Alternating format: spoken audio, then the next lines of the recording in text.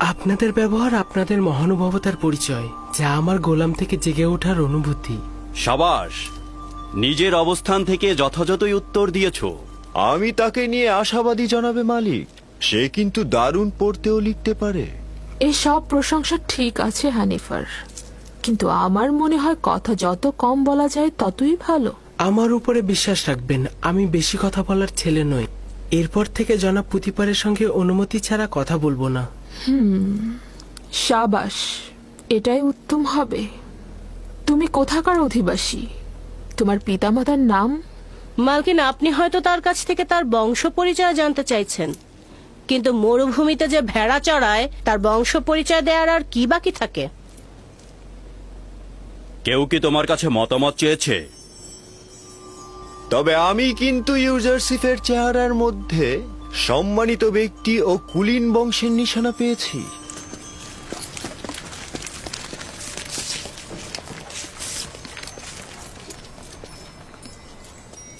কি হয়েছে ব্যবসায়ী তোমার? এমন তো নয় যে অনুশোচনায় ভুগছো। না না, আমি আসলে আমার এখানে আসার কারণটা হচ্ছে ইউসুফের সঙ্গে আমি একটু একাকী কথা বলতে চাই। মানে ওর সঙ্গে একটু খোদা হাফেজি করতে চাই। বুঝতে পেরেছি। ইউজারশিপের সাথে সম্পর্ক থাকার কারণে স্মৃতিকাতর হয়েছ। ওদেরকে একটি পৃথক কামরার ব্যবস্থা করে দাও।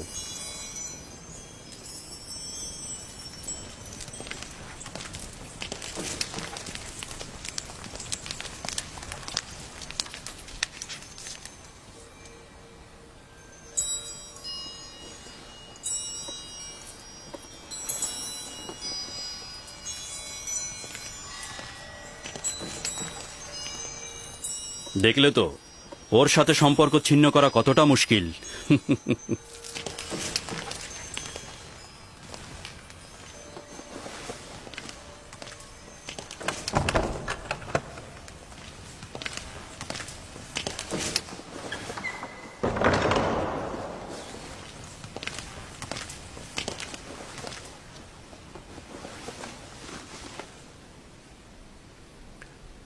আমি এসেছি তোমার নাম পরিচয় জানতে। তুমি না বলা পর্যন্ত আমি ফিরবো না। বলেছি তো আমি সন্তান। না, এই কথা আমি অনেকবার শুনেছি। তোমার এক খোদার কসম দিচ্ছি, তোমার পরিচয় দিয়ে আমাকে শান্ত করো।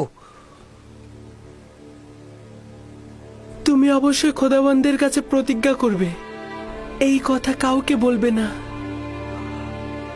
আমি প্রতিজ্ঞা করছি, আমি ইব্রাহিমের খোদার কসম করছি। আমি ইউসুফ ইবনে ইয়াকুব ইবনে ইসহাক ইবনে ইব্রাহিম। হায় হায়, কি করলাম?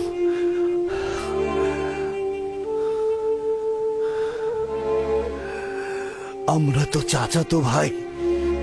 তুমি ইসাকের বংশধর এবং আমি ইসমাইল জাবিউল্লাহর বংশধর। খোদা আমাকে ক্ষমা করবেন না। এটা কি কাজ করলাম আমি? কেন আমি তোমাকে বিক্রি করলাম? আমি জানতাম আপনি আমার চাচাতো ভাই, এবং আমাকে বিক্রি করার জন্য আমি অনুতপ্ত নই। আমি অবশ্যই যে কোনো ভাবে মিশরে আসতাম। এই ঘটনা খোদাবন্দের ইচ্ছাতেই সম্পূর্ণ হয়েছে।